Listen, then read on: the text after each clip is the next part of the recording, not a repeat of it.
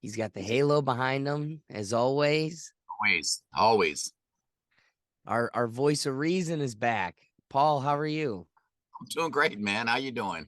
Life's living.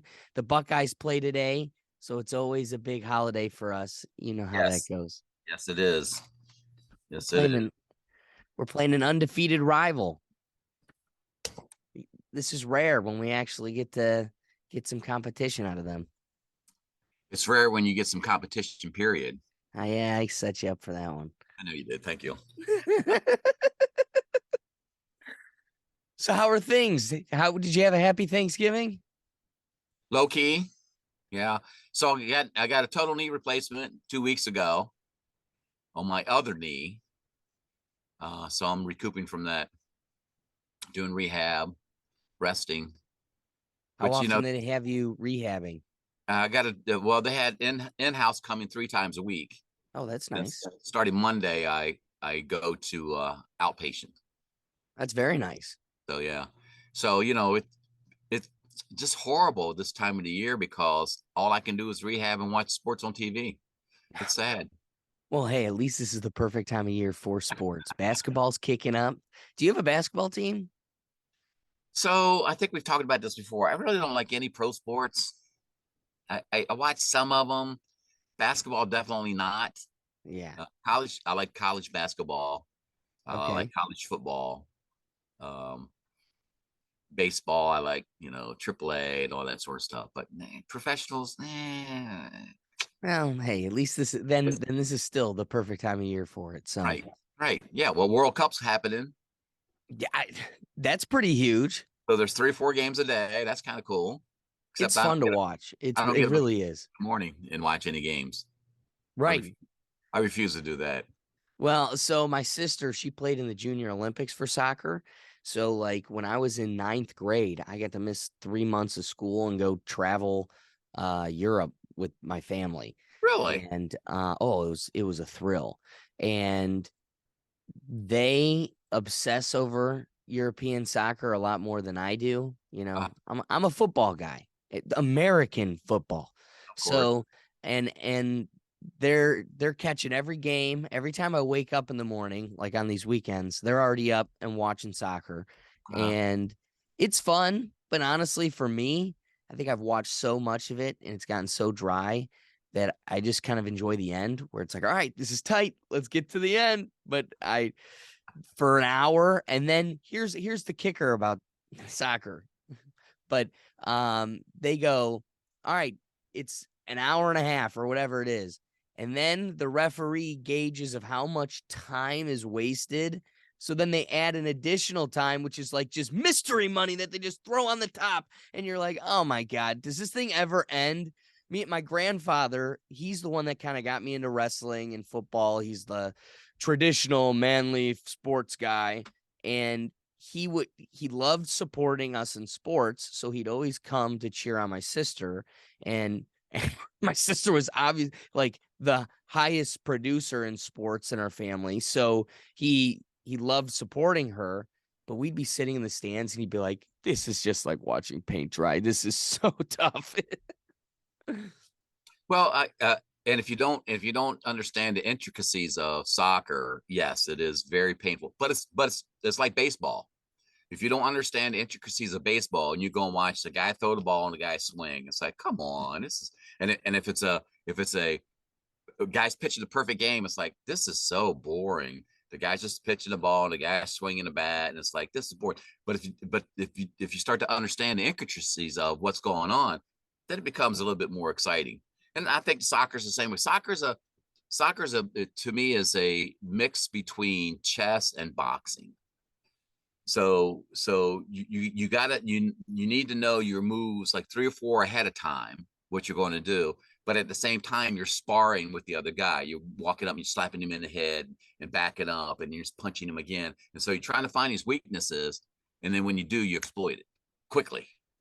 You're very right. You're very right. I think the difficult disdain for it we had kind of was rooted in the fact that we had it balanced with girls lacrosse, which I'll double down is even harder to watch. They can't like hit each other. There's no like knocking. Yeah. So it's really just like catch. And it's very slow. She loved it, but man, it was tough, you know, being that See, say. I think our society is more violence prone. So we like all that bashing and knocking around and all the physicality of football. Um, not the soccer's not aggressive and stuff, but it's not like rugby. All right. Right. So and the other thing that we like is lots of points. If it's not scoring lots of points, then why am I even watching it? It Right. doesn't even make sense. My brother asked me yesterday. He said, how come the soccer teams just don't match up one on one when they're playing against another team? So it would make sense. So okay, I'm marking up you the whole time. I'm in your pocket the whole time, like in That would basketball. exhaust you. First off, I told him, I said, first off, you had some players who are much more better skill wise than other players. So who are you going to match up on them? For example, a Ronaldo or Pele or somebody like that, that it's just they can run down the field and go past all 11 guys and score, let alone Literally. one guy, Literally. one guy. And I told him, I said, so the whole idea behind soccer is a score. Right. It's not like basketball where you're going to score 50 baskets. In soccer, if you score one goal, that's your goal.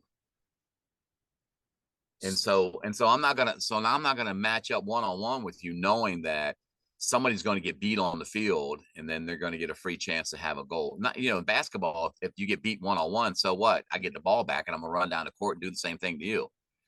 Soccer's not that way. It's just it's too much of a it's a thinking game. It's too much of maneuvering around and figuring out where you're going to be and positioning and all that sort of stuff. So Well, and also there's a similar math to like zone defense versus one-on-one defense, right? So like you're more apt to play a zone defense when you're outnumbered by a player or two, right? Like if you've got more people on the line or you're rushing another guy, you're probably going to have to play zone because you're not going to be able to cover two people behind you with a man-on-man offense. You're going to have to kind of just play the area between them right, and commit to where the ball goes. Um, that it I see the chess side to it, but I would double down on you would be so exhausted if all I was doing was like following you the whole time.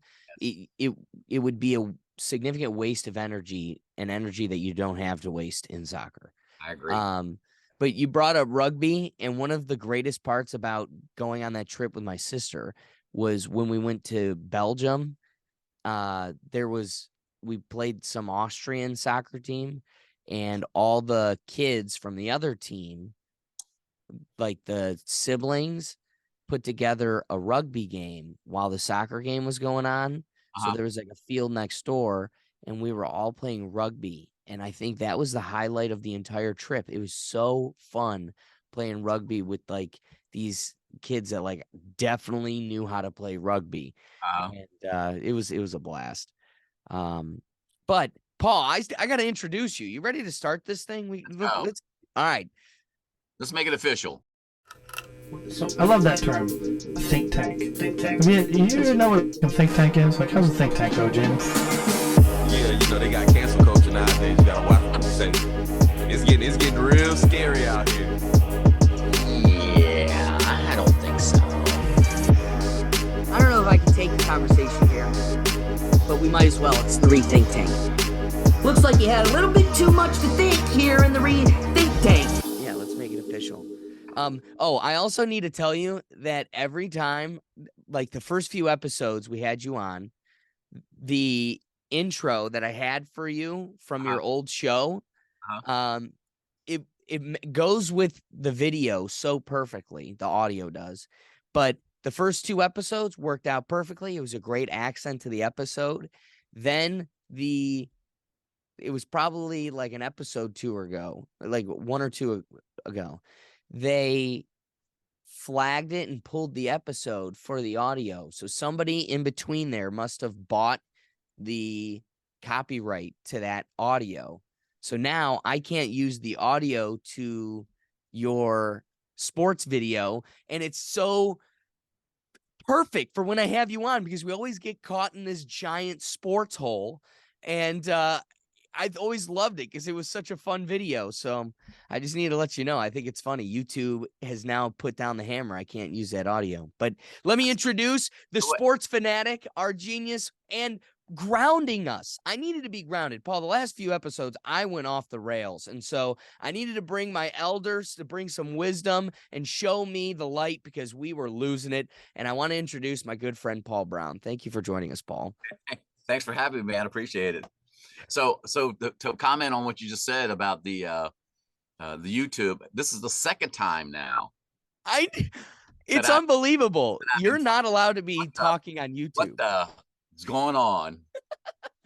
I think it's astonishing that we can have an entire episode talking about football and then get pulled for the last 5 minutes. And Paul, again, you keep me grounded. If I was talking to other people and people were storming the Capitol, I probably would have put on my tinfoil hat and gone off the deep end. But we stayed on the straight and narrow, and somehow we got the strike. It's just another day in paradise. What are you going to do? What are you going to do? So this morning, I tried to get on the Zoom meeting, right? And I texted you that they want me to sign in, do this and do that. And I was thinking to myself, sometimes it's probably better if we go back to smoke signals. Sometimes we can communicate maybe better and quicker than sometimes some of the apps and the computer stuff that they do for us. Like the carrier pigeon. Yeah. It's amazing. And here's what I could tell you. Now I've been keeping the little bit in front every time to emphasize every time I have somebody come on Zoom, there's this difficulty of getting the audio connected and this whole hiccup. I deal with that. When I was in the courtroom with the judge, I would deal with that every day. Now it's like, you would think that'd be a problem you could solve. I've been telling them forever. We would have meetings with Zoom, and we're like, we need you to automatically connect people. Like, if we could just have their audio automatically connect, that'd be great. No, we need to get permission. It's like, well, there goes 10 minutes every time. I'm messaging them. Look for the thing in the left corner. You're right. I mean, I want audio anyway. Do I not? Do I just go to a Zoom meeting without any audio? Right. If you just hit join, you go right in the meeting, and it comes with a prompt to join. Right. So you're looking at people and they're like, "Can you hear me? Can you hear?" And it's that's what I mean. I don't join a meeting, so I don't get to hear you. Right. I'm not listening to the NFL on CBS when I want to mute them. I do want to hear you. Right. Yeah, that's a great point. I don't click over to, NBC and then want to then also click to join the audio. Like, I'm on the channel. I'm here. Right. I had to punch in a long series of codes to get here. So I do want my audio connected. Exactly. Especially when it's a courtroom. It's like, yeah, we want the judge to hear me. Yes, please. I'm in trouble. Just get me in there and get it working. Yeah, I want the judge to hear my plea and hear me cry and beg and please let me off. I need to someday, and I'm waiting until I move on from my current position there at the court, but I cannot wait until the one day I can sit here and read. At the beginning of my tenure at this job, the judge comes to me and she goes, I get these books all the time, and I have this book that's a journal, and I have no use for it. You should take it.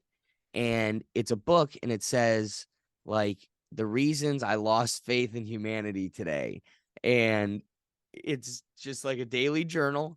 At the bottom, it has, like, how do you rank the day? Thumbs up, like, wish you what, fingers crossed, or like thumbs down. Mm-hmm. And the things you witness, and it's one thing when it was a courtroom. When I was an intern at this courthouse, I had everybody calling it Walmart Wednesdays. That's our arraignment day, because the best dressed person was in jeans and a hoodie. So we went from That was when they had to get dressed out of their house and come in here.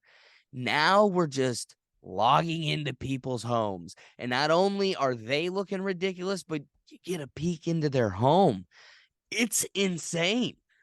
And the craziness that goes on behind them while they're talking on Zoom, I would imagine. Oh my gosh. Oh my gosh.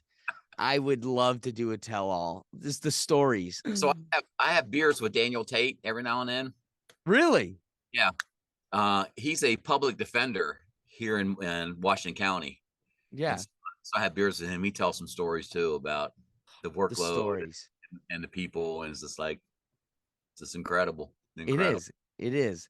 Well, and the sad part is, Paul, to make like kind of a social narrative, we kind of get distracted.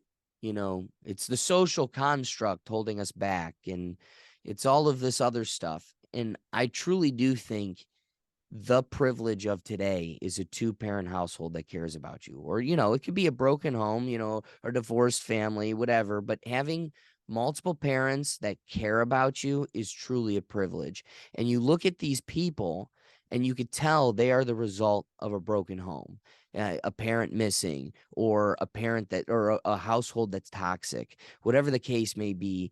It is, says we in the people, the civil servants working in that building, they have become the parents to grown adults. Yeah. Like they can't take care of themselves. They free rent available, and we're sitting there like doing all the work to get you signed up.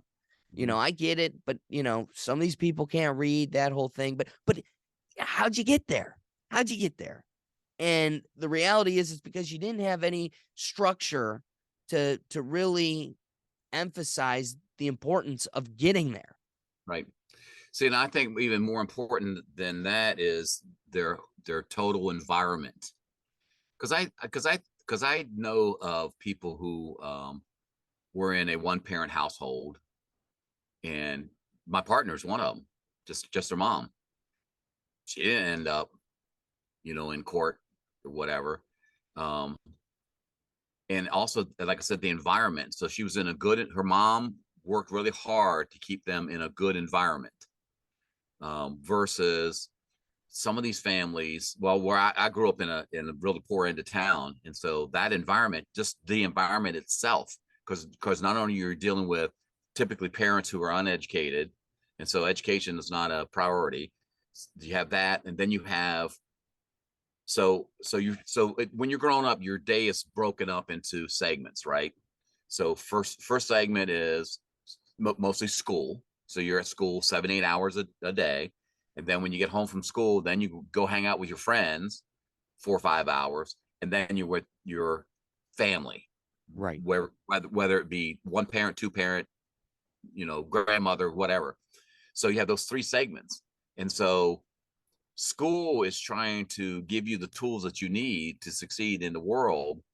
But if the other 2 factions of your world are tugging at you so hard and pulling you in so many different directions, the school doesn't matter, because I want to be more accepted by my peers, especially in my neighborhood. If you're not accepted by your peers, you get beat up every day. Right. And there was a lot tougher places than when I grew up. I mean, there's a lot of ghettos that not only do you get beat up, you get killed. So you have Right. that you deal with every day. And how do I manage?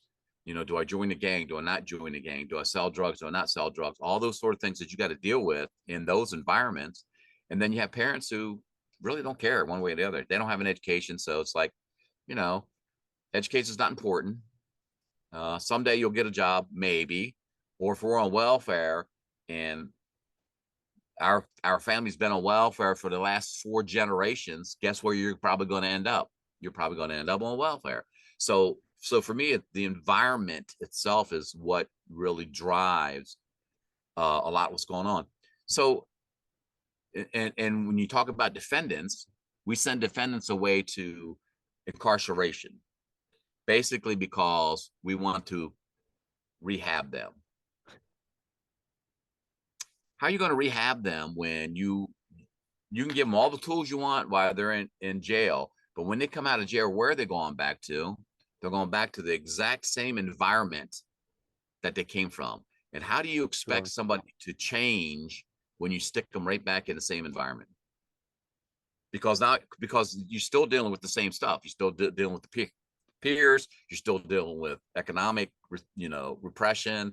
You don't have an education still, so you still have the same tools that you had when you went to jail to begin with. So to me, it's just a bad cycle that's happening. And the only way to break that is to, I don't know how you're going to break up the ghetto. Are you going to select people and put them in different neighborhoods, or I don't know. But to me, that's what it is. The environment itself is what drives the majority of what's happening. Okay, taking a couple things, because again, you're a white man, so there's no race to the words you just used. But again, there is something to, you could take the ghetto man out of the hood, but you can't take the hood out of the ghetto man. There's something there, right? Like, can't teach old dogs new tricks at a certain respect. So I do hear you that it's the environment. I think it's much more difficult to change the overall environment versus the individual, because while you can have toxic environments, there are people that do break out of there. Some of the problems you have, and this is kind of a common disappointment amongst people that break out of the Black community struggles and then do not turn around and like fix those schools. Like, that's why LeBron was so praised, right? He put a school back in Akron. There's a lot of people that kind of, when they break out, they never look back. So there's something to be said about when you are somebody that can kind of block out the noise and the temptations of that environment around you that is calling you to blow off school and for protection go into a more dangerous lifestyle. The people that kind of block that out and break through that ceiling and now kind of move on to another tier, they owe it to that community to turn around and help it. And so that's the word I doubled down and wanted to help with or emphasize is But community. let me ask you this: Do they really? They broke out of that community. Do they really owe the community because they broke out of it? They had a goal. They strived towards the goal. They did it themselves. The community was not behind them, pushing them to achieve that goal. So do they really owe the community? I would imagine so, in that if you're going to say that the outside cellular communities owe it to that community to change something, because obviously something needs to change. Something needs help. So let me explain like a direct scenario that I think will better articulate my point. So we have a guy who comes into court, or he's in the clerk's office, and he's screaming at me. He's absolutely berating me because we use an online discovery program for people to upload discovery, and it's like protected through like FBI protection. So only the users that are given like access can access the evidence on this cloud. So he's screaming at me because he's got a pre-trial coming up, not the trial. He's still got a few series of hearings to come. And again, this is kind of my point here is going to be the underlying theme of ignorance. Ignorance. Here's a guy who is ignorant to how law and the proceedings work. The entirety of my job is people who don't want to, they think they're saving money because they watched Law and Order once, and they all want to move forward without their own attorney because they're their own attorney. Right. And they have an absolute ignorance to what's going on around them. So while everybody who's educated extensively in the field totally understand how the process is working and that what is happening to them is fair and justified, they, because they're ignorant to it, do not see it, do not understand it, and through their ignorance, lash out. So here's a guy screaming at me that I have only the police reports and other documents up on this, and I don't have this video. You are working. And he went to the police. And this doesn't help that the police are just as dumb. Like, that's been my argument forever. How do I fail law school? If somebody were to fail law school, how can they still be a cop? Like, if you couldn't figure out the law to fight the law, how can you be the law? That just makes no sense to me. So here's some cops that have no idea how the process works either. And they always just to get these people out of their office, just to get them out of the station. It's like, go to the court. They'll deal with it. They'll figure it out. They got it for you. And so they shoo him off to the courthouse. They come in and they're like, the cops told me you got it. You work with the cops. You work with the prosecutor. You're all on the same side. And you're trying to explain to them, we are a neutral party. The judge is neutral to them. Make this point to the judge. If you think they're playing games and hiding videos from, the judge works with. So here's this guy lashing out because he thinks the judge, me as the clerk, we're all in cahoots. And it's just like, you don't get it. So then when he goes through the system and it's totally just and fair, through his ignorance, the lens he watches it, he thinks things just happened to him and they were totally unjust and inappropriate. So he's going to the appellate court, and the appellate court goes, in the garbage. He goes to the news. He goes to all these advocate groups, and they go, this isn't the one, my guy. And now he thinks the whole society's against him. And now we have a forever damned person. So I hear you. We got to focus on the community and change the whole bigger thing. But you don't change the bigger thing until you change that guy, because that guy's the guy that's pulling the kids from school and it's telling them, and it ain't cool to listen to the teachers and mom and dad and the police and the firefighters and the doctors and the nurses. None of them got it figured out. They're all out to get us. He's the cancer in that community. Now, it's really cancerous. It's really deadly. It's toxic like Chernobyl, because they're all the cancer. So at some point, to beat the cancer like chemo does, you can only just do a couple at a time. Butterfly effect. When that guy gets fixed and you fix him out, he might help and start pushing people in the right direction around him and around them and then around them. And that's how it snowballs.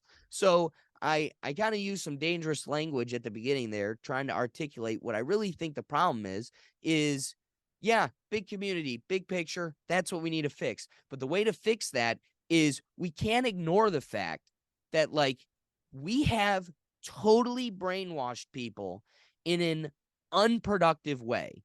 Like, sorry, the cops didn't kill you because you're black. The cops killed you because you're fighting them out of fear and running. Somebody's got to tell you that. Somebody's got to tell you that. We're not telling you. That's the fact.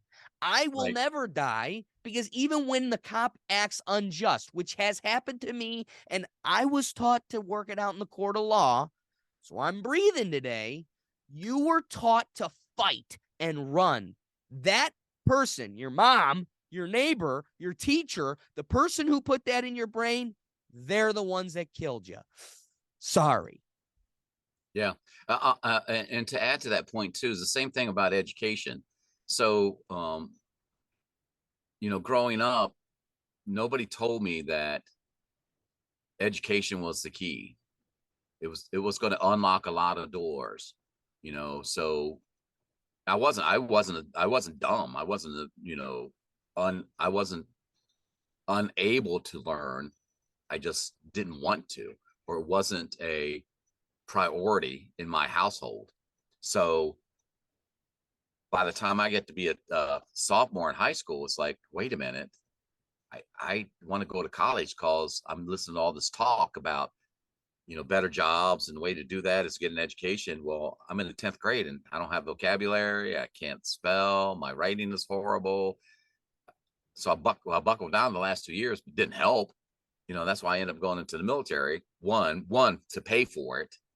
And then two, I could kind of slide it into college somewhere without really having to take the ACTs and all that sort of stuff, and my grade point average was so bad. So, my first quarter at Bowling Green, I was on probation because my grade point average in high school was so bad. So I was on probation the very first quarter that I was there. I got a 4.0. Hey. And then it was like, okay, I'm ready to go. But I digress. So like you said, somebody put into your head that education's not important, or they didn't stress education enough to that that's what's gonna open up the doors for you. That's what's gonna make the world available to you to do whatever it is that you want to do.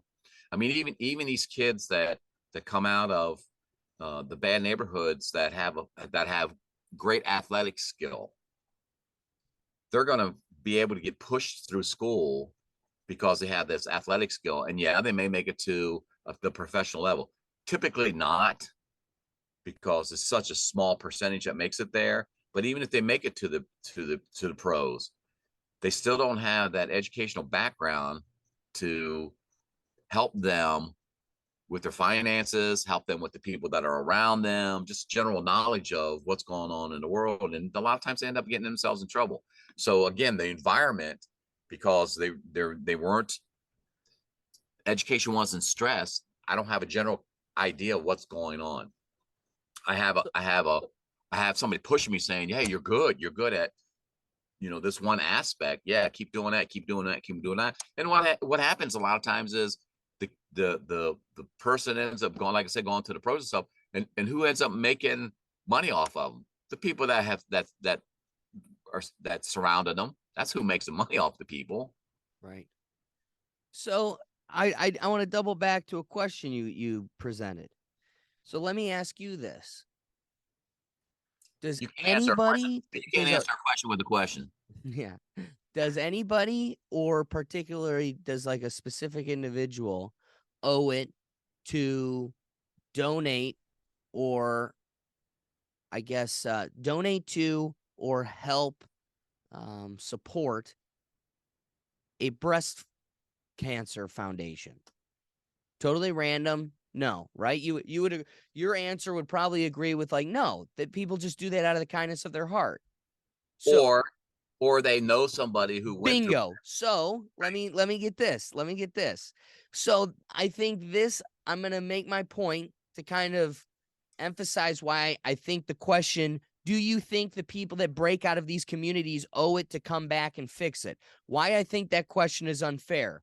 I think it's just as unfair of asking, does anybody owe donating to a breast cancer foundation? No, nobody does. Why do we donate to any non-profit foundations? Why do we try to donate our time and our money and resources to those in need in any facet? And how do you distinguish which ones matter most to you? Bingo, you nailed it. Most of the time it's because you watched your mom suffer through it, or your neighbor or your teacher, or something that really strikes a chord with you. And then guess what? You were affected by it because your mom was affected by it. Your neighbor was never affected by it, but then you are so compelled by this situation and topic that you go to your neighbor and ask them to donate and help too. Now, at what point do you think it's fair to go to your neighbor and expect them to donate and get involved when you yourself are not even getting involved? So if this is a subject that is extremely important to you, you thought the cards that were dealt were unfair, and none of us get to choose our cards, not me either. As much as you want to throw that guilt and lay it on thick, I didn't get to pick it either. I've had this theory forever, Paul, and it was I didn't get to change my situation. And comparing myself to some kid in Africa who has to walk 10 miles to get water just for today. Wow. Talk about how much better I have it than that person. I didn't get to choose my cards. So you know what I owe it to that person in the karma of this universe? Stop bringing down on myself and putting weight vests on to slow myself down, to feel bad, to make everybody feel better. I was given this situation by God or the universe, and I owe it to the universe to do as much good and positivity with it as possible. If I start crippling myself because of guilt and everything else, I'm doing that kid that can't do anything about his situation, that's just trying to get water for the day, I'm damning his situation further. I should be able to use the platform that the universe has given me to make mine and everyone else's situation as good as possible. So when I look at that person that's struggling in a ghetto, yourself or anyone like that situation, and I go, yes, if you think it's a big, I didn't live in that neighborhood. So I'm living in a situation where I don't think any of my neighbors need any extra support. Now, I work in an area where I see areas of neighborhoods that definitely need the help and support. So I know they exist. So when you come to me and say these neighborhoods need help and support, well, if you're not somebody that broke out of that circle and is also proactively trying to solve the problem, then one, maybe that's raising doubts and whether or not it's a problem. Or it makes me question, why aren't you helping? Is it even possible to help? Is it something in the nature of the beast that you realize that I don't? So for even anybody to try to compel their neighbors to get involved, it'd be kind of a contradiction for you yourself, for them themselves to not get involved, right? Right. So I don't know. So well, back to the point that way back when you said that the person that has broken out owes the community. I don't think that I Good owe point. the community for You're right. me breaking out. I owe myself because I had the fortitude to say, I'm not going to be like this. I'm going to break the chain. I'm breaking out of the situation. Now, I do believe that I can, because of what I was able to do, I do believe that I can give back to the community my experience, my um I can't give them the fortitude. You got to get that yourself. But I can show you the doors. I can show you the ways. It's still up to you to want to do that. And the biggest problem I have is people dumping money. So I have this guilt that I should be helping out all the poor people in that end of town. Oh, so what am I going to do? Oh, let me donate $10,000 to the recreation center of the community. And is that really helping? You're Who very right. knows? I don't know. No, it probably is. Well, Versus, yeah, you know what? How about if I take that $10,000 and take a family and move them out of the ghetto into a better neighborhood? Because my thing is all about environment. Take them out of the bad environment, put them in a good environment.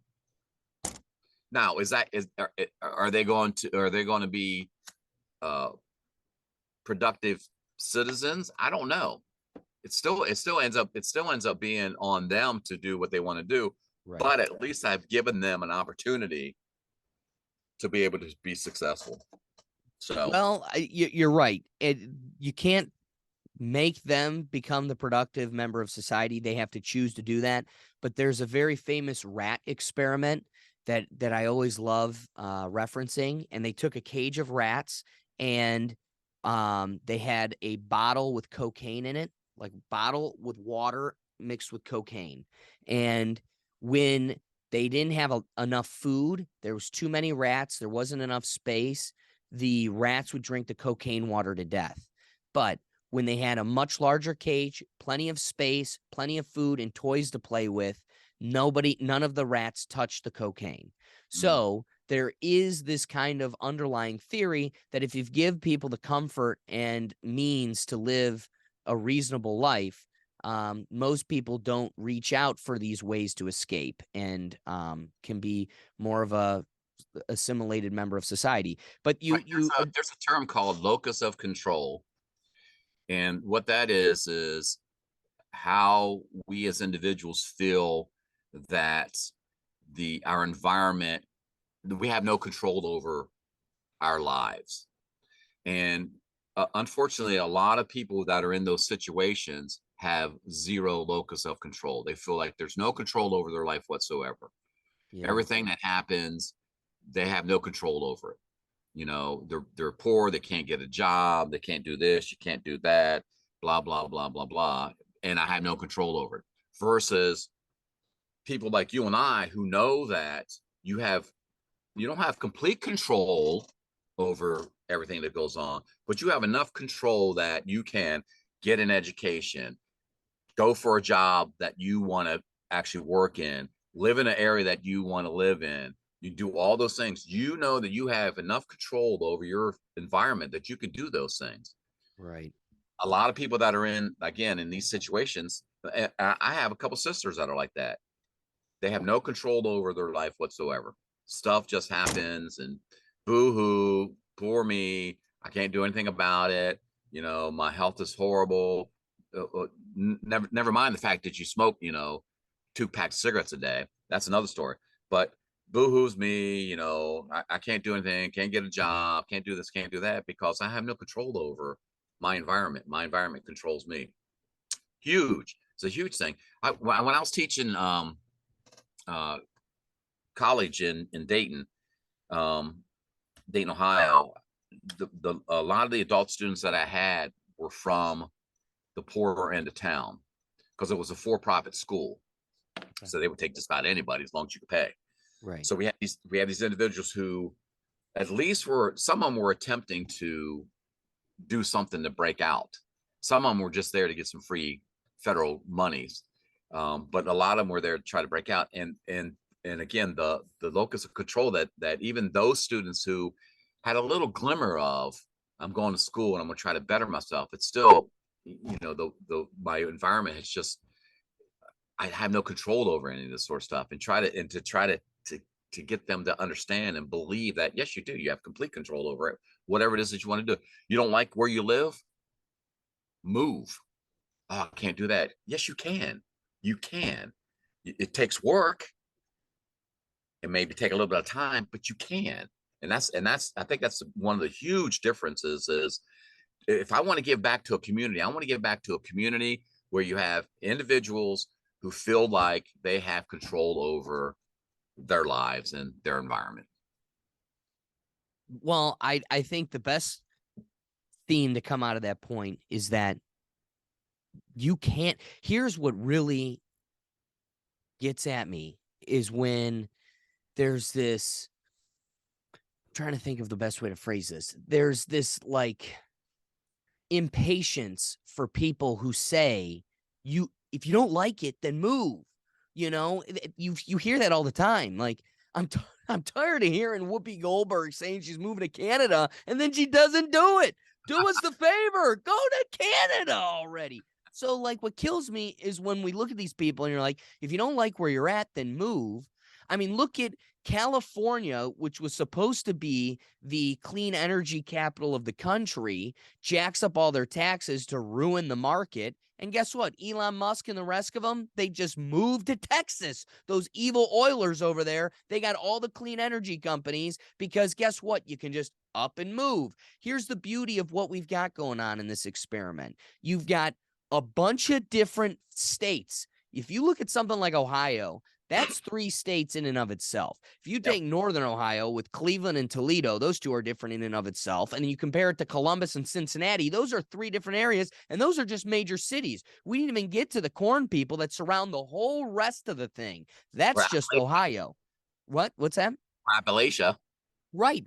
Boom. So pick any state.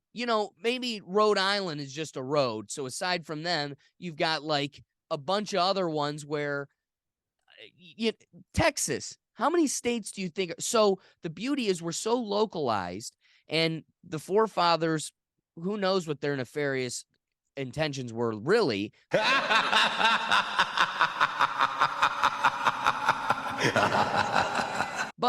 they did give us a good enough groundwork that we're locally policed by ourselves to some respect. So if you don't like where you're at, kind of like Europe, we have the protection of a giant country, but we're all a bunch of little countries in one giant country. So if you don't like this spot, go somewhere else, probably within the same state, but you could go to the other side of this country and find a whole new life that'll probably fit your interests and needs. But there's one problem, Paul, and this is that theme. You picked at it, you poked at it, and this is the case. The unfortunate part is it takes work. It takes work. And we live in a society now that has no they have no long-term perspective. I want it now. I want it now. I want it now. Amen, brother. The news, Amen. The news, our perspectives, everything we get in small bites, and then we forget them.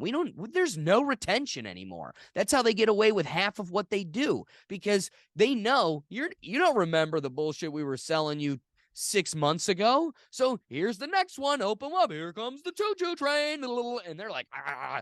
And we're sitting there on Instagram looking at awesome cars and pretty girls and sweet vacations.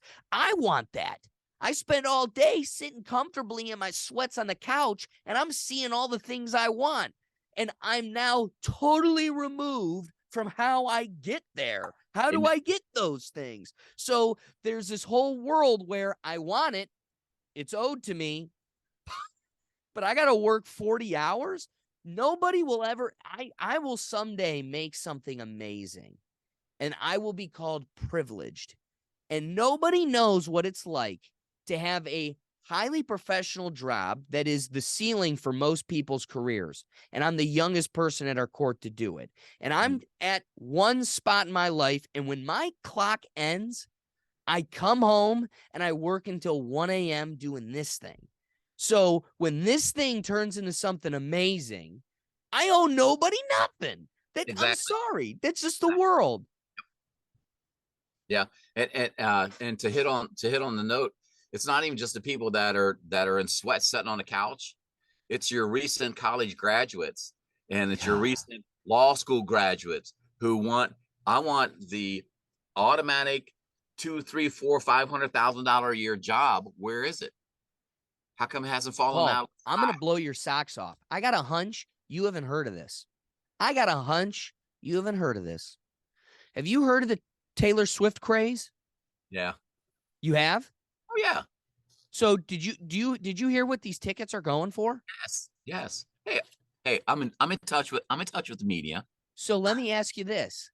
How many? Because there is a number. It could be 1, could be 100, could be a couple 100,000. But I'm curious, how many young girls paid $40,000 plus beyond $94,000 for a ticket to a one-night concert to see Taylor Swift that are also crying and calling for college loan forgiveness? How many? Tell me. A lot. There's a number. Is it 1? And that's the oxymoron we're living with. Yep. So let's get back to the root of the conversation. You say, all right, I hear you. You should provide help. But what does that help look like? Do you just write the check with a donation? And then you brought up, well, maybe you take that $10,000 and you give it to a family. And again, you may be able to lead them to water. You can't make them drink. Right. Well, I got to be honest with you. I do believe the random acts of kindness that are going viral right now, I think those have a greater impact than just a blank check to the donation. But I do want to emphasize one of the things I wanted to bring up when you said that is that's why when I kind of gave my spiel earlier on kind of donating or giving back, I made sure to show that it comes in multiple forms. Along with providing resources, it is giving your time. It is you physically laboring and donate, whether that's running spreadsheets as a treasurer for something, or it's putting on a bake sale or whatever. The physical labor itself also pays a benefit.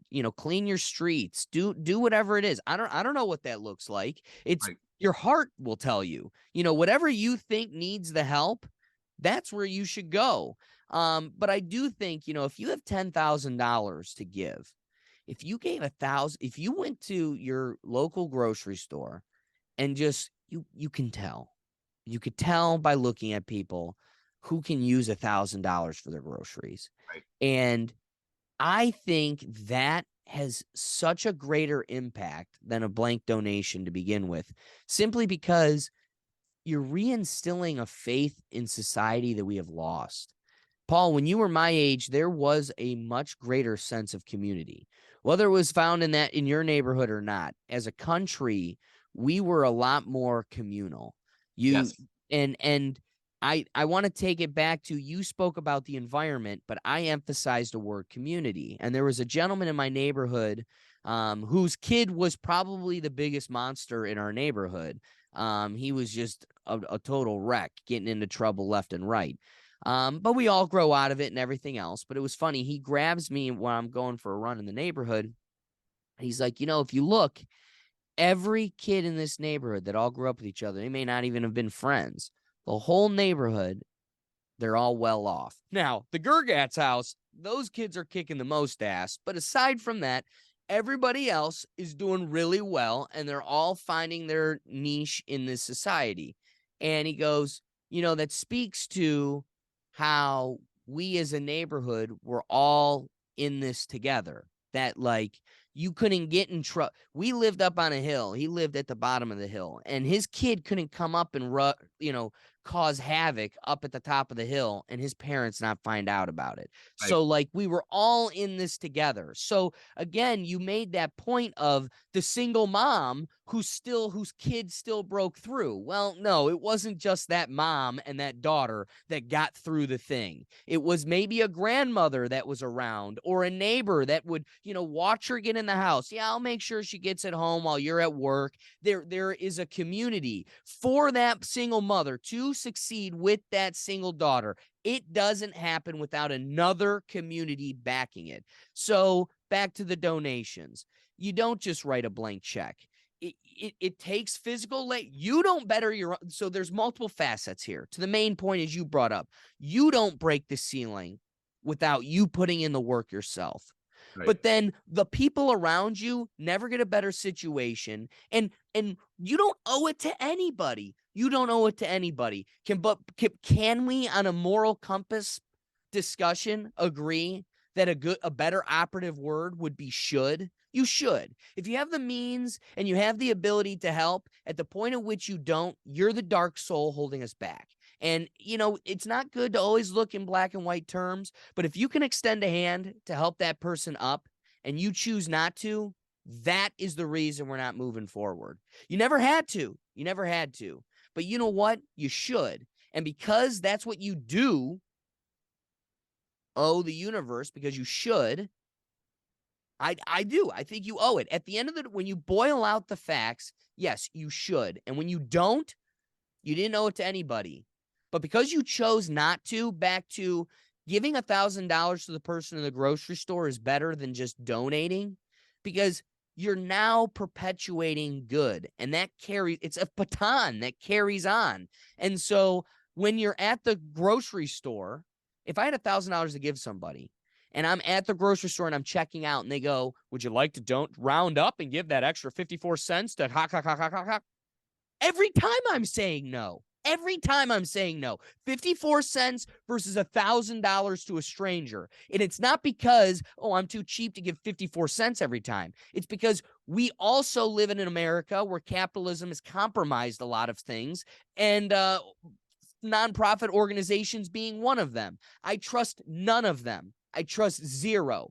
So I do double down and agree with your point of no, don't donate. Don't donate. I definitely agree. But that doesn't mean don't provide resources where you can. You got extra cans of food. Guess what? That isn't going to be paying the CEO of, McDonald's house, Ronald McDonald's house. That's not going to be paying his paycheck. So yeah, give them canned foods. Give them resources that actually go to the source. So either give it directly to the source or something that can't be whitewashed into a person's back pocket. Agreed.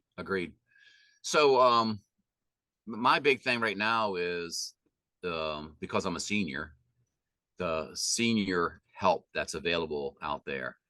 There's and I'm starting a not for profit. It's called Senior Services Network. And I want to be a third party to seniors. So for example, I have a senior who needs a refrigerator. Their refrigerator just died. Where can I go get one? There's not a good used appliance store in town. So your only option is to get a new one. New ones are anywhere from, $700 to $10,000. So how's a senior who's on fixed income going to make sure that their food stays cold? There's no options to them to do Right. that. And that's just one small example. They need rides, they need their car fixed, they need a ton of stuff.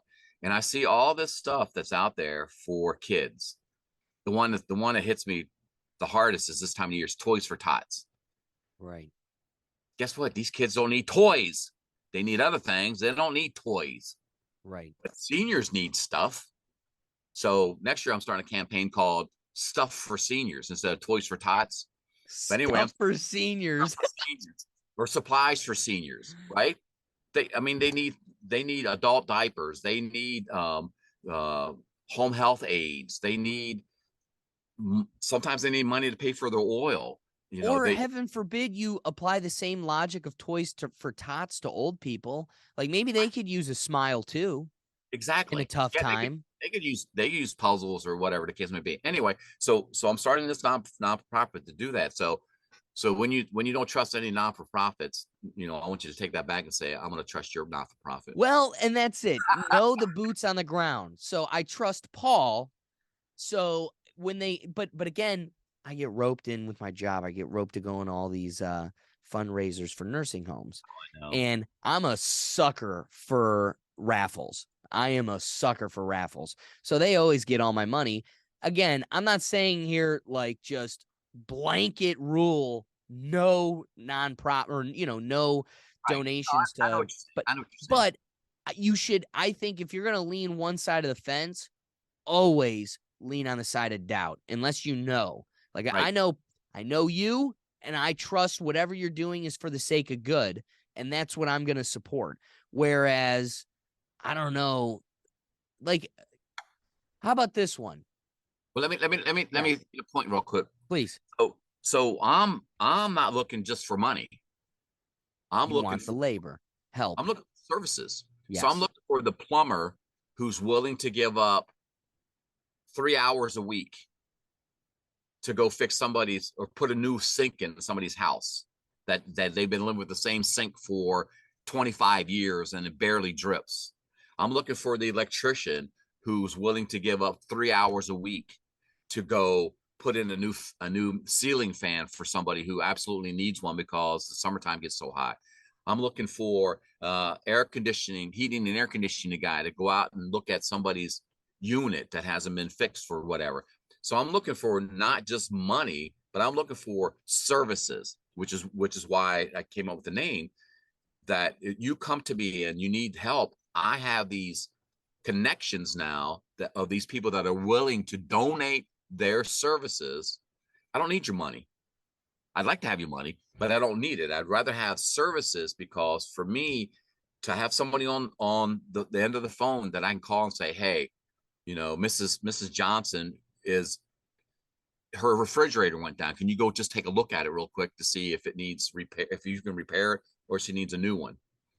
And then the other thing I want somebody to donate to me a warehouse space so that when you buy a new refrigerator, your old one's still working, you can donate your refrigerator to me. It'll sit in the warehouse. So when Mrs. Johnson's refrigerator goes down, I can lend her this refrigerator until we can figure out a way to get her a new one. And on top of that, none of this stuff is for free for the seniors. I want you to pay me whatever you can pay me, because if you have a bid in whatever's going on, that means you're tied into it more. You need it. Right. Well, if you could pay me $25 for the services, you feel like you've been able to support yourself. And it's not like you're getting all the free stuff, which a lot of people, that's the only way they're going to go. But if I'm going to give you the services, if this electrician is going to come out for 3 hours and you can pay me $10, give me the $10. Right. No, totally. So it's not free, but it's also not, I'm not exploiting you either. No, I love that, because that kind of diffuses my next question, which was going to be, how would you decide who gets the services or not? Application or, and I guess at the end of the day, if you're paying for the services, it could really be anybody over a certain age. Anybody over 65, senior. I like it. Yeah. Even better. Yeah. So that's awesome. So when does the project start taking off?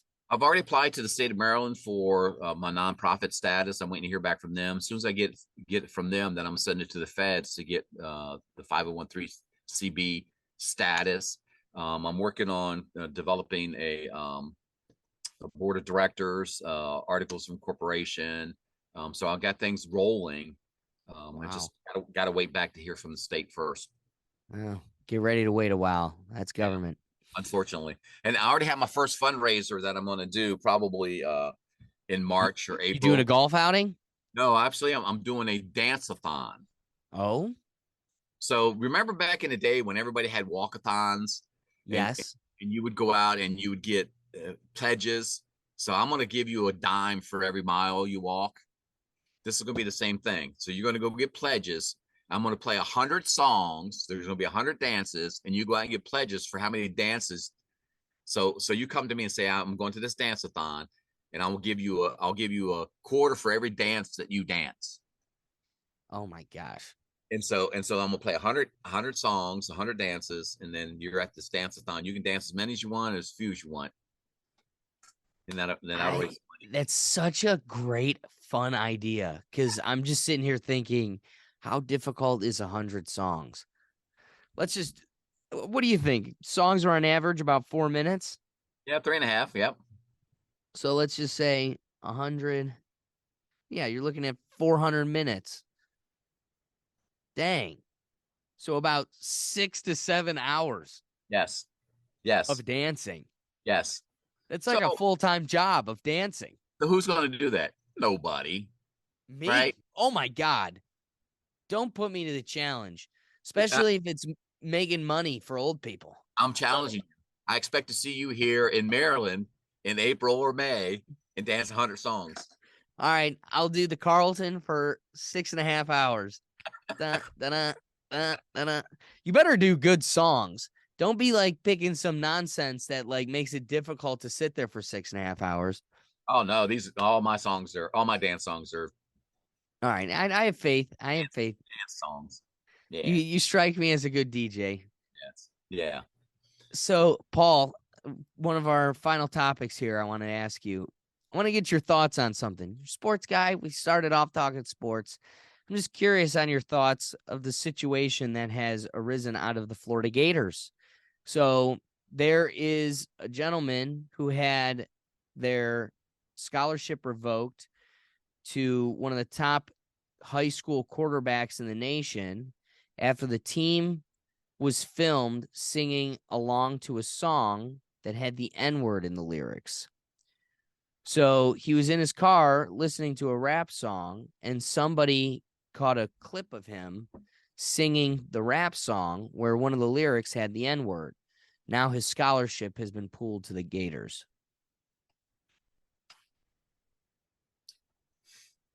Nonsense. See, here's why it really kind of strikes a chord with me.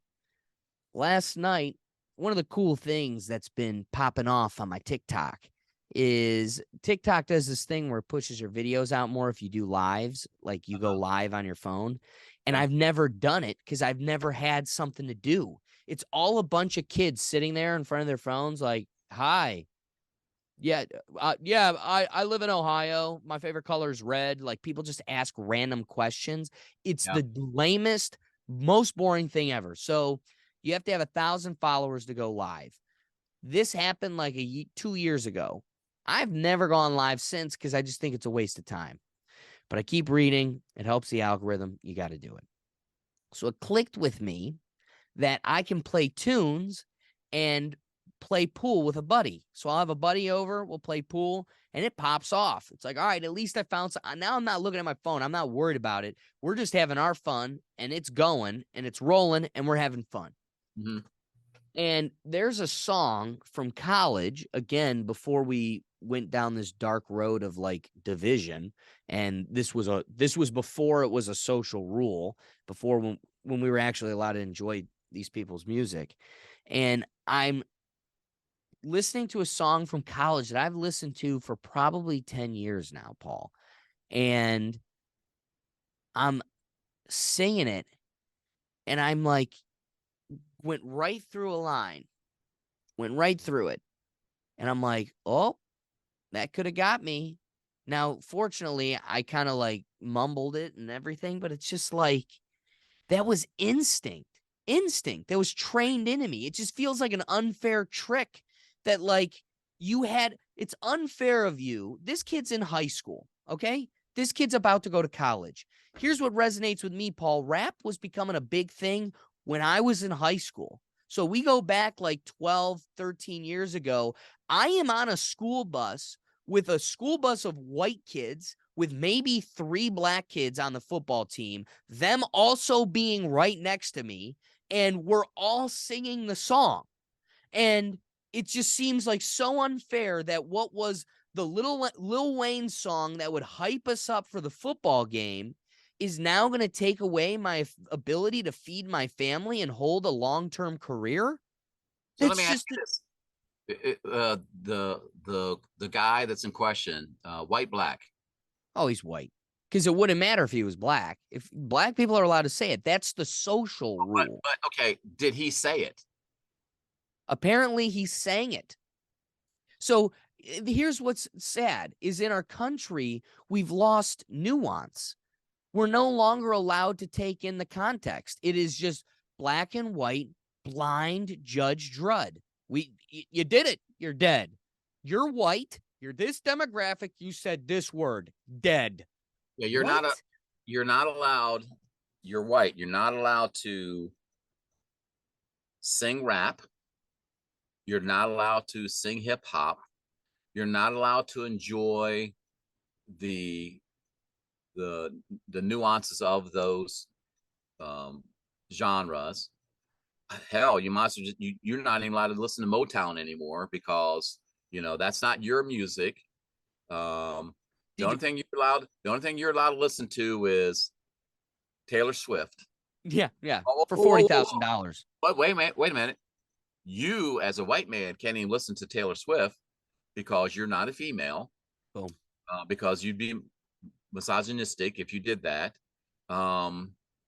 So you get to listen to Frank Sinatra. No, wait a minute. You can't listen to Frank Sinatra because you're not Italian. You're right. Gosh, what are you going to listen to? You're going to listen to you unfortunately are going to have to end up listening to Greek music. That's all you get to listen to, man. And definitely do not have that on when in any other time that anybody can hear it. See, it's sad because if you look at a lot of the lyrics, especially in the old days when there was a lot of censorship, there was still a lot of nuances in there. There were still a lot of things that and the one song that it takes me back to is a song called Afternoon Delight. Afternoon Delight. Yes. I mean, if you think about that, it's like, whoa, that is a very, very provocative song. Yeah, very promiscuous. Back in the 70s, it was like, whoa. Should we have been able to have that be? Now they're singing to your little girls about their wet ass pussy. Yeah. Oh, snap. How you doing? Hi, Barry. How are you? How are you? The name's Joe. Well, hello there, Joe. As a matter of fact, why don't you meet my daughter, the love of my life, the life of my love. She's a fan of yours. Hi, how are you? Hi, This is how are Ashley. you? Good, how you doing? You know the I'm nickname good, she Joe. gave her father when she was growing up? She'd call me Joey B. So we Yeah. may be related or something. Yep, Cardi B Well, and Joey hello B. I'm a huge Well, fan. I just hello wanted there, to Joey. say How hi. you doing?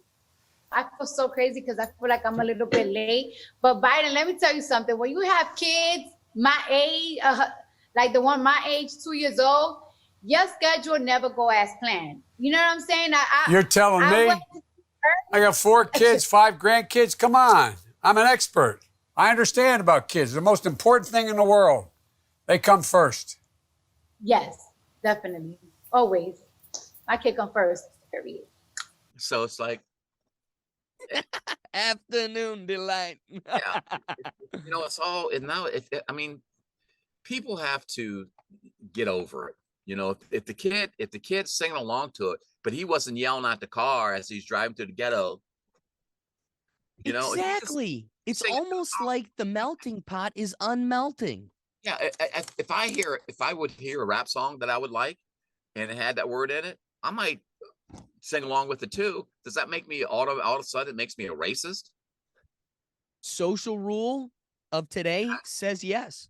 Well, I'm an old white guy too, so I'm already a racist because I'm an Exactly. old white guy, By default. By right? By default. default.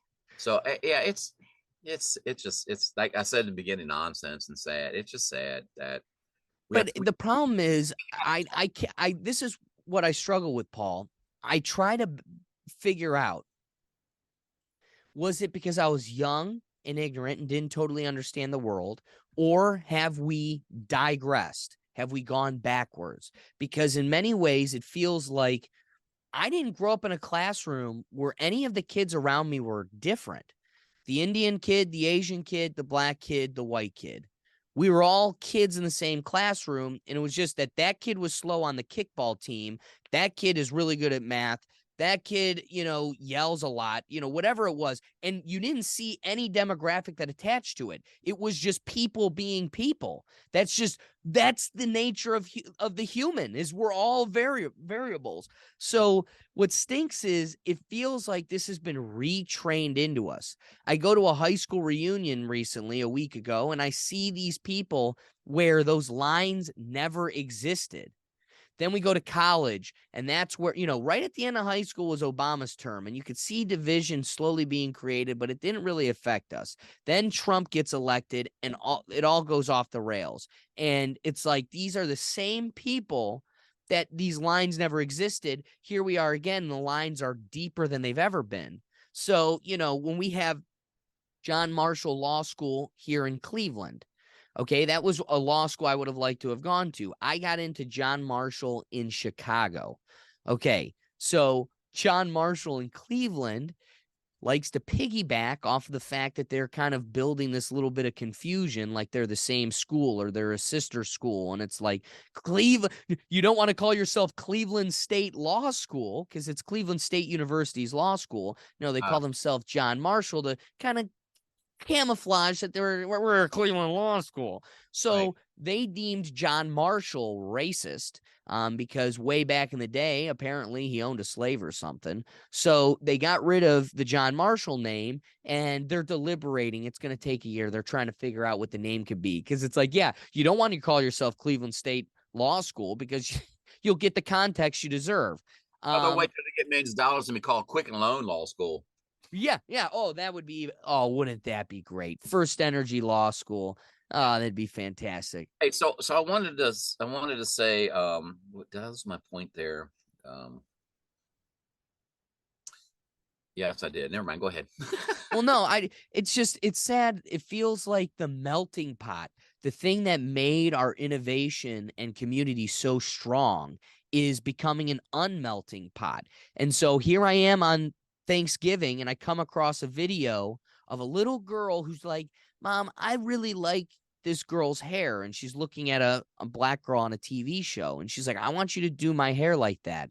Like, can you put the braids in and da da da da? And then it cuts to this guy, and he goes, "This isn't your culture. Stop appropriating somebody else's culture." And it's like, wait, you get mad that you got mad at the toy aisle because it was all white dolls, and that the white girl doesn't want to look like a black girl, and that the black girl looks inferior to her because she never saw any black dolls. Now all she sees is black dolls and black girls on TV, and she wants to look like one, and you want to damn a child for what? Assimilating to what you were looking for? It seems like we're totally going the wrong direction, and it's only damning us further. Right. So, a point that you made when you talked about in your school, you didn't see black, Indian, whatever the case may be. Children don't see those things. Boom. Children don't see prejudices. Children don't see, and a lot of them don't see differences because as we're growing up, especially as we become teenagers, what are we focused on? Ourselves, right? And the problems that I have, and nobody has problems like I have. And how am I going? I hate my parents, and I hate my life, and I hate my hair, and I hate my weight, and I hate everything. I hate school. I need to get out of here. I don't see all this other stuff that's around me because I'm so focused on who I am. And only until parents step in or adults step in does that change. Because then we start hearing their prejudices. We start hearing their opinions about everything. And so naturally we want to adopt some of those because they're our parents or our teachers or our priests or whoever the case may be. That's how we simulate those additional things, you know. Now, I will say that as children, we do have experiences that sometimes taint us towards, oh, I don't like those people, or I don't like that situation because of something that happened to us. But hopefully we grow out of that and say not everybody in that demographic or whatever is the same way. And another point that I'll make about parents stepping in, how when you go through your neighborhoods now, how many times do you see on the athletic fields on a weekday or a Saturday morning or Sunday, kids just playing without adult supervision? None. Doesn't exist. There isn't any of that. When we were growing up, where were we? I don't know about you, but for me, Out in the neighborhood. as soon as I got home from school, as soon as I was able to go out on Saturday and Sunday, boom, I'm down at the playground and we're playing sports and doing all that sort of stuff. How many parents were down there? Zero. So now all of a sudden the parents are stepping in, and it's my generation. I'll take blame for that. I didn't do it, but I'll take blame for that. We stepped in and said, "Oh, our kids have to be organized because how else are they going to learn? They can't learn the game. They can't learn the sport without us telling them what the rules are and pushing them in the right direction. Oh, and by the way, they're halfway decent.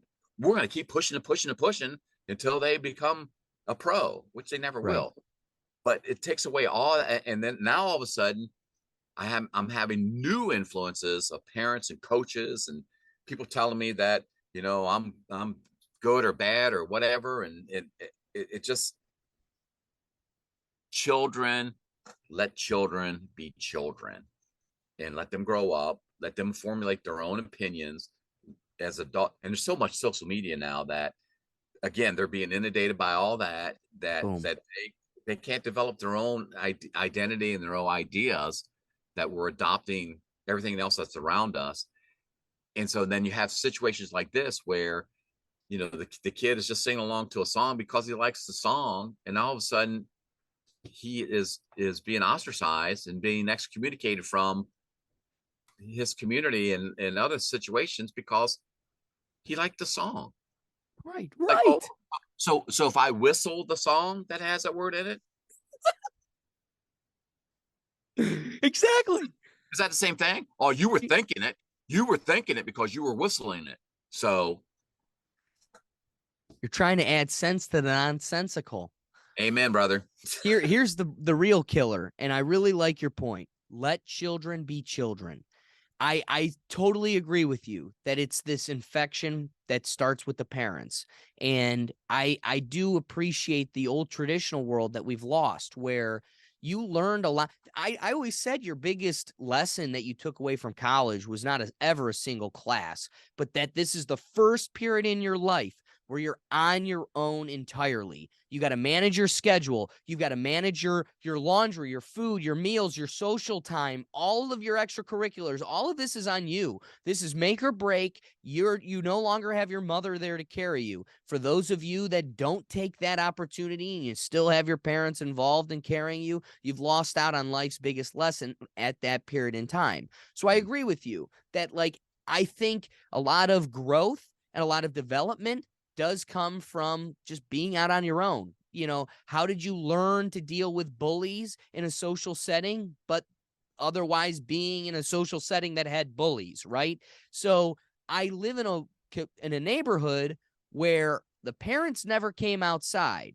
The parents were inside. We played kickball. We'd go ride our bikes throughout the whole neighborhood, get everybody, come to the cul-de-sac and play kickball. So we were on our own.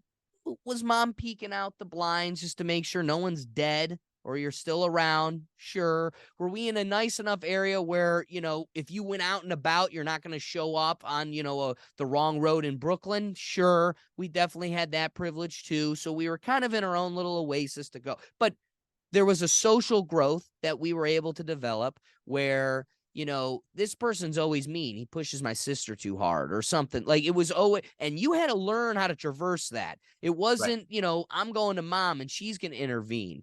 Now Right. we've got these parents that are in the driveway all day. And to that, it drives me nuts, Paul. Their yards are trash. We're always doing the yard work. They're sitting there and it's like, I could not imagine spending, as I said, I come home from work and I just work more. I couldn't imagine having the time to just sit there and do nothing in their driveway. It drives my dad nuts too. He's like, how do you have that time? So now you've got these parents that are hyper involved and around. And these kids have learned nothing. I'm going to kill one, Paul, in my car. They just dart. I was taught, my parents were never outside to police this, but all of us knew like clockwork. You'd see down at the end of the road a car coming, and well before they even got to us, everybody dispersed onto the sidewalk. Now they're like, the hell are you doing in my cul-de-sac? It's scooter time. And it's like, I'm going to kill you. And it's not intentional. Like there's, these kids, they just walk in the backyard and they're playing in our rocks. And we're like, what is going on? And we're not the only ones having this problem with these kids. And so there's a lot of social rules and how to carry yourself and how to assimilate that these kids have totally lost. I think a root of that is that they're being raised by iPads, that we never had to teach you table manners. We just pay $2.99 for the iPad on the table at Applebee's to shut you up. It's with the parents. It starts at the home. This whole conversation, Paul, has gone full circle. You've got kids that had prejudices taught into them through their parents, through their teachers, through their priests. Like you said, all of this comes from the things around you. And I think the main theme to take away from this entire conversation is where you want to fix these issues, where you want to help people and make a difference, it starts in the community. And the root, the epicenter of the community is your home. It can be a single mother. It can be two divorced parents working their way out through their own issues. It could be two parents and uncles and aunts, whatever, an extended household. But it starts in the home. But that home will struggle and it will never get as far as it possibly could be if it doesn't have a community of people also with the same goals and striving for the same thing. I may have said this before, but I thought every kid, me and my sister thought this was an experience all kids got. We would go to restaurants everywhere, Paul, and they'd all come up to us and go, strangers. I thought strangers just did this. I thought strangers just did compliments to people. They'd come up to us and go, your kids are so well behaved. These are just the nicest kids in a restaurant. And we're like, oh my God, these people it happened all the time. Come to realize it's happening all the time because we're an anomaly. They don't exist anywhere else. So you're right. I don't have the kid, but I have the life experience of knowing how far off you are from children's of success. Right. Right. And again, their comeback is, well, when you have kids, we'll see. Oh, it's not that easy these days, raising kids. Right. Well, you never know when that iPod loses charge. I don't know what to do. He goes crazy. So I appreciate you giving me your time as always, Paul. Don't forget to tune in and watch the Buckeyes show you how football is done as they do. Yeah, hopefully that ages well come Tuesday. The Buckeyes, we'll see. So last week, I got to tell you the story real quick. So last week they played Maryland, right?